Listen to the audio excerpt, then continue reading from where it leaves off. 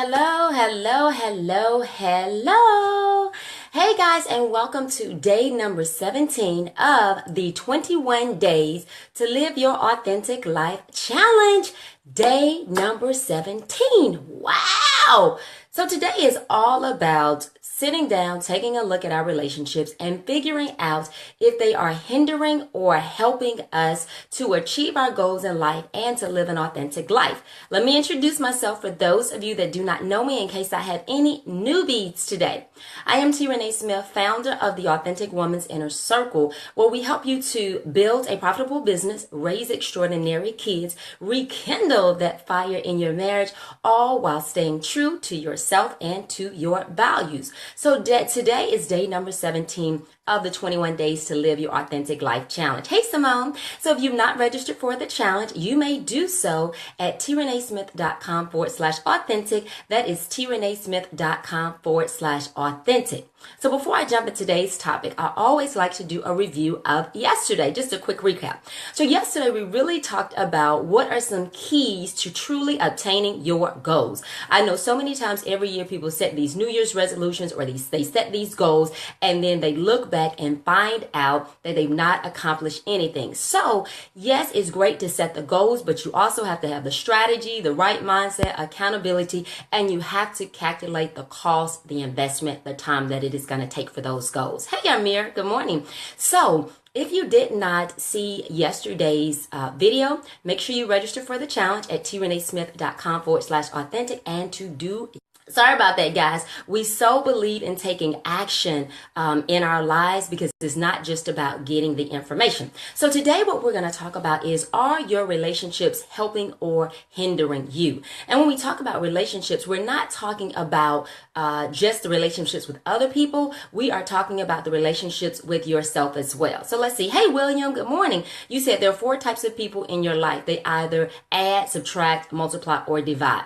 Absolutely. And in the relationships where they're adding, they're multiplying, subtracting, or dividing, we also have to understand that people in our life for a couple of reasons. One, it could be for a season, it could be for a lifetime, or it can be for a reason. And sometimes we try to hold on to people that are only there to teach us a lesson, or that they're only there for a season. And then other times we try to get rid of people that are really helping us to grow to our next level, and they're supposed to be there for a lifetime. So once we start understanding better the relationship that we have with ourselves, then it's going to help us to be able to have the discernment that we need to determine why other people are in our life. Now, one thing that is so key and so important is that you want to have relationships in your life that encourage you, right? That celebrate you, not that take away from you. I was talking to one of my clients yesterday, and this is a common theme.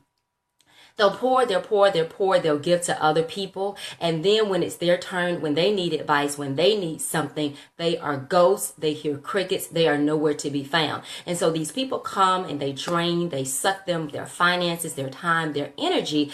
But when it is to be reciprocated, it is not. And that person is gone. And when they have the next tragedy or they have the next situation, then they come back. So one common thing that I've seen with a lot of clients, and also, in my life, it used to be where you have people that just take, and they do not give. So one thing you have to make sure in relationships is that it is mutually reciprocal. Now, there are going to be a couple of types of relationships in your life. You will have those, maybe like a mentor type relationship where you're giving out and you're pouring into somebody else. But all of your relationships should not be like that. You should have some that you're pouring out. You should have some that are pouring into you, like if you are a mentee and they're your mentor. And then you should have some where you guys are pouring into each other. Because as I always say, you don't want to be the smartest one in your circle, because if you are, then you're not going to be able to advance. So one thing that is important that I want to introduce or to discuss with you, and if any of you guys have studied psychology, then you're going to be familiar with it, is Maslow's hierarchy of needs.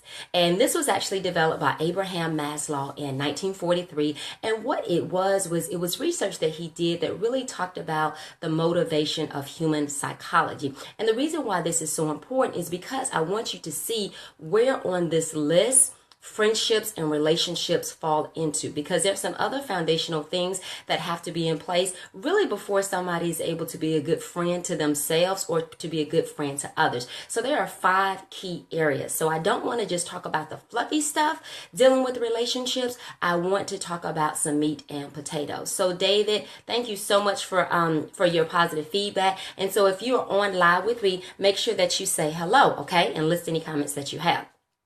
So let's go over the 5 areas for Maslow's hierarchy of needs. And again, the reason why we do this is to kind of show you where friendship falls into this. So the first area of need is physiological, right? And that's going to be your food, your water, your shelter, your clothing. Okay. And the reason why this is so important, if you have somebody that is in a financial need, if you have somebody that their living situation is not stable, then they're not going to be able to be that kind of friend that you need. They're not going to be able to be in that kind of relationship that you need. So I remember Steve Harvey talked a while back, and he was talking about men, and he was saying men cannot give in a relationship or a marriage when their finances are uncertain, when they don't know where their money is coming from. So a lot of times women, we are pulling from our husband or pulling from our significant other in a relationship, and we're wanting more, and we're wanting, I need you to talk to me. I need you to bond with me. But if that first physiological needs are not settled, that housing, that shelter, that clothing, his health, and all those things, then he's not going to be able to pour into you. Same thing, men, in your relationship. So when we talk about this physiological, the first relationship that you've got to have before you can give to somebody else is the relationship with yourself. You've got to make sure that you are healthy. And when I say that, let's talk about what the Number 1, what are you eating? What are you feeding your body? Because what you feed your body is going to determine how you live. Are you vibrant? Are you feeding it good things? Number 2, what kind of physical activity are you getting? Are you just sitting all day long in your at your computer doing work for 8 hours a day? You've got to get up, you've got to move, and physical activity is so important. And so I know a lot of us are busy, so when I say physical activity, I'm not talking about you necessarily getting a gym membership, going to the gym, going to classes, pumping iron, doing all of that. No, you've got to put physical activity in your daily routine. So for me and a lot of my friends and clients, we're busy, we have kids, we're running businesses. And so that physical activity may be us running up and down the steps. It may be us parking further than we need to for an office space. It may be taking a walk. Whatever the case is, you got to get physical activity. Mindset, your mind, you've got to eliminate the stress, the worry, all of that you have in your life, because so many people that have disease, it is coming from dis-ease in their life, which is a lot of times coming from stress. And then you got to make sure that you're taking your supplements, making sure that you're going to get your routine visits, meditating, doing all those kinds of things. And you got to make sure that you're drinking your water, hydrating your body, taking care of yourself. Hey, Carmen. So the first physiological needs in Maslow's hierarchy of needs is physiological. So number 1, you've got to make sure that you're taking care of physically, and the people that you're in relationship with, that they're taking care of physically, mentally, spiritually, before they can be any good to you. All right. So first level, physiological. The second is safety and security. So a lot of times in our relationships, we don't feel safe. We don't feel secure. We don't have a level of trust. Number 1, a lot of times we don't trust ourselves because of bad decisions that we've made, bad relationships that we've been in, right? And so we think, oh my God, I don't want to make that same mistake again. So you've got to have safety and security, right? In your relationships and also in your life. The third one is going to be love and belonging. And this is where the friendship comes in, the family comes in, that you want to be in reciprocal relationships. You want to be in relationships that are celebrating you. The fourth need that you have is your self-esteem.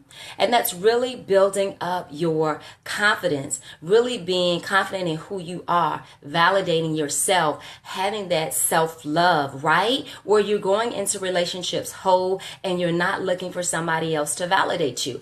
I think what happens is, a lot of people say it's 50-50 in a relationship. No, it's not, because if it's 50-50, that means that you're broken, he's broken, Y'all are half, now y'all are in a relationship together. Or even if it's, two females in a friendship. So you've got to come to a relationship whole, 100%, not needing somebody to make you happy, not needing somebody to validate you. That is your own job. One of the biggest things that I see in marriage is, and it can kind of stem from the money, it could stem from trust, all of that, is you have two individuals that are broken. You have two individuals that have emotional toxins that they're bringing into the relationship, and now they're expecting that other person to fulfill needs that they've not even fulfilled for themselves. So one thing that I always say is, if you're not able to be by yourself and have fun and enjoy spending time by yourself, then it's going to be very difficult for somebody else to enjoy spending time with you.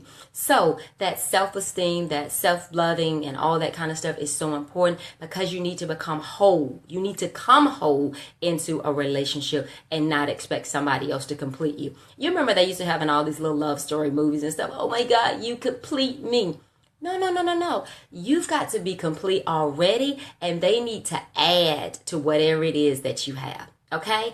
And then the fifth area under Maslow's hierarchy needs is going to be self-actualization. And that is, hey Trisha, and that is you walking in your purpose. That is you giving back. That is you being just confident in knowing that you are walking in your gifting and when you're walking in your purpose.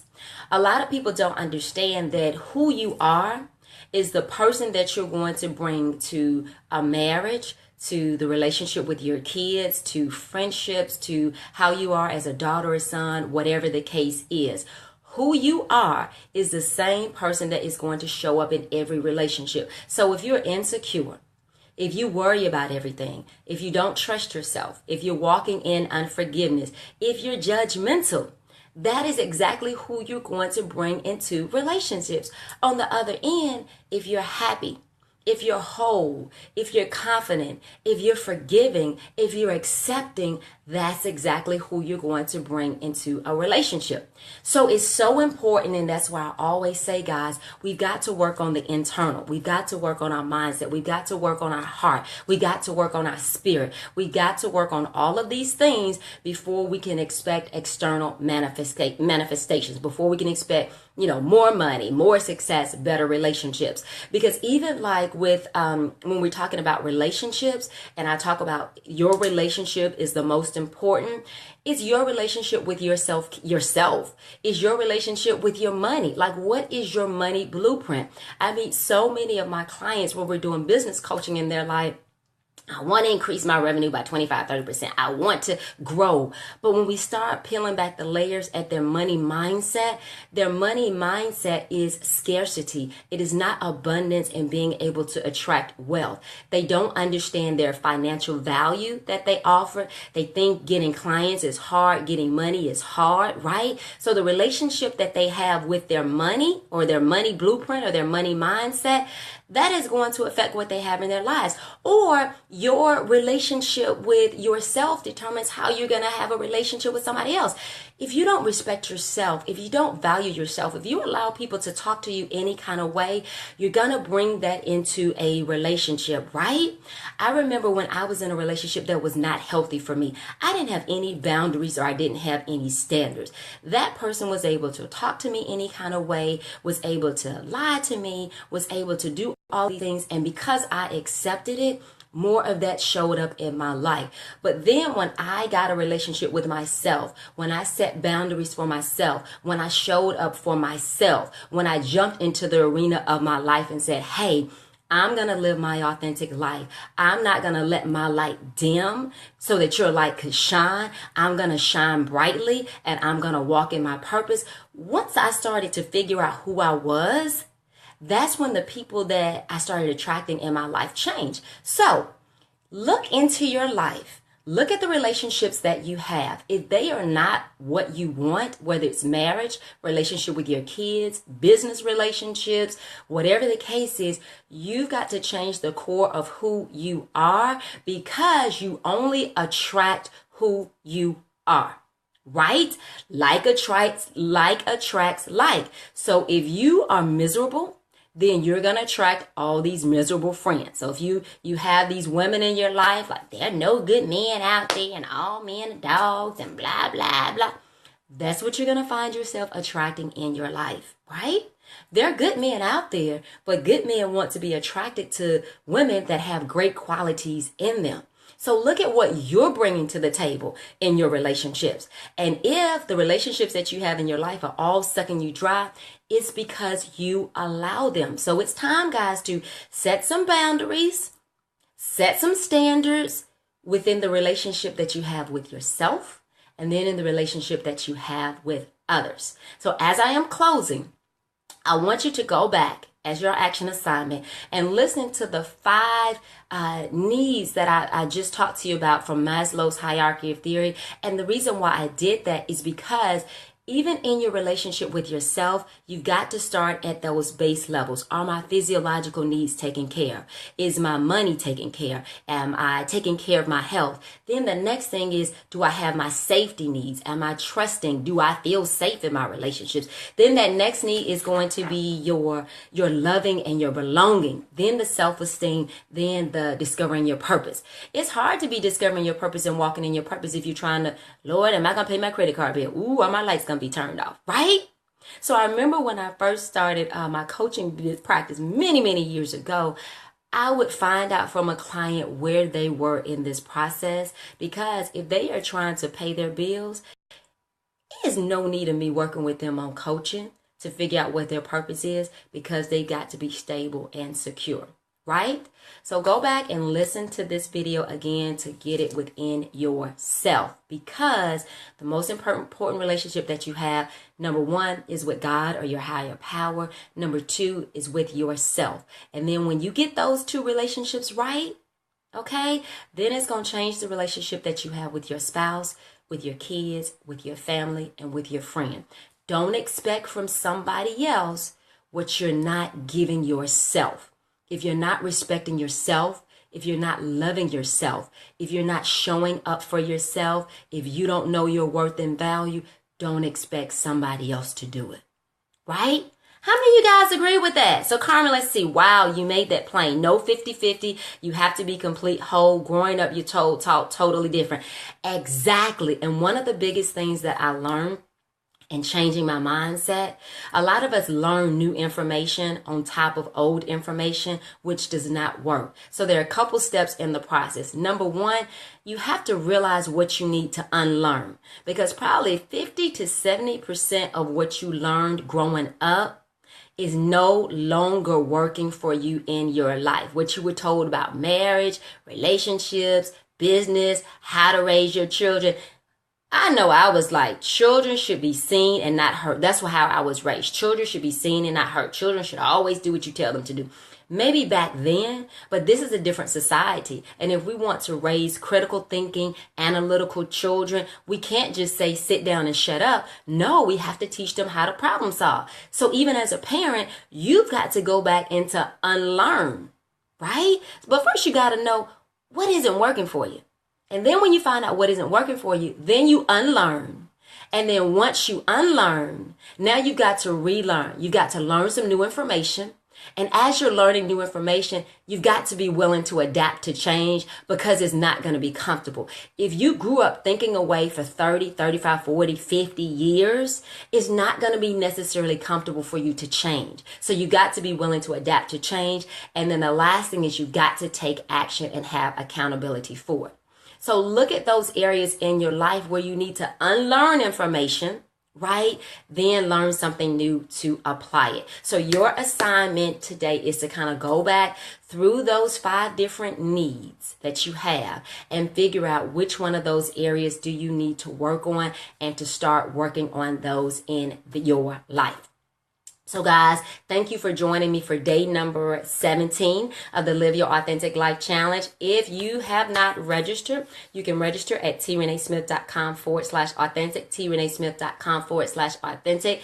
Thank you so much for everybody. Hey, Robert, so much. You spoke a good word, my sister. Thank you guys for investing in your life. Thank Thank you, Robert. So thank you to everybody that joined me live today. If you've not registered for the challenge, you can go do so at trenesmith.com/authentic. trenesmith.com/authentic. We are on day number 17, but when you registered for the challenge, it takes you back to day number 1 where you can start from the beginning with us so you will not miss anything. So as I tell you always, you are so special. You were made in God's image. Regardless of what you've gone through in your life, regardless of what somebody else has said about you, regardless of what you've said about your own self, you can start anew right now. It doesn't matter if you've had failed marriages, failed businesses, if you've got fired, laid off, if you've had abortions, if you've been molested, regardless of what the case is, God can use you. Stop beating up on yourself. Stop limiting what God can do in your life, and you tap into your greatness on the inside of you that's kicking and screaming to get out, and you walk in your purpose. You let your light shine, because when you do that, it gives permission for somebody else to do it. You don't have to be perfect. Just show up. Just show up, walk in your gifting, and get rid of fear. So guys, remember that you're great and that you can live free and clear from fear and doubt, and whatever you want to accomplish in your life, you can do it. It starts with a simple mindset shift, getting new information, doing something different, and getting around a circle of people to have and hold you accountable. Guys, I'm signing off now. T. Renee Smith, founder of the Authentic Woman's Inner Circle, where we teach you how to build a profitable business, raise extraordinary kids, rekindle that fire in your marriage, all while staying true to yourself and your values. I love when you make comments below, so just make a comment and tell me one thing that you learned from today's video. I'll talk to you later, guys. Have a great day, and I'll see you right back here tomorrow. Bye-bye.